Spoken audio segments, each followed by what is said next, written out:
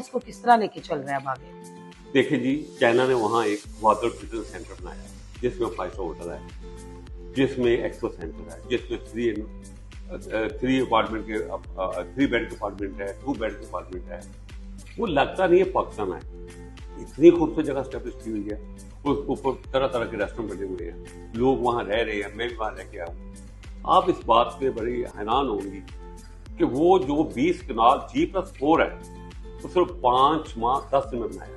20 کنال کے اوپر G+4 اور 5 ماہ 10 دن میں. اسی طرح انہوں نے جو ایئرپورٹ بنا رہے ہیں وہ بھی پاکستان کو گرانٹ کی شکل میں دے رہے ہیں، پیسہ فراہم لگا کے.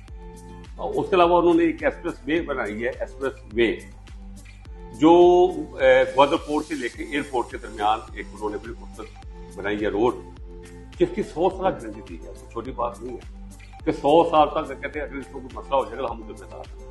اسی طرح انہوں نے ایک ووکیشنل انسٹیٹیوٹ بنایا ہے گوادر میں جو 70 کنال پہ ہے. 1 سال کے اندر انہوں نے نہ صرف وہاں فرنیچر، مشینری، پوسٹر، لڑکیوں کا علیحدہ لڑکوں کا علیحدہ، بلکہ اس کو چالو کر دیا. اسی طرح انہوں نے ایک 500 بیڈ کا اسپتال بنا کے گورنمنٹ کو دیا. گورنمنٹ نے انڈسٹری والوں کو وہ دیا اسپتال. اسی طرح وہاں اسکول بنا رہے ہیں، بلکہ بن چکا اسکول بھی، اور اس کو بڑا اچھا لے کے چل رہے ہیں.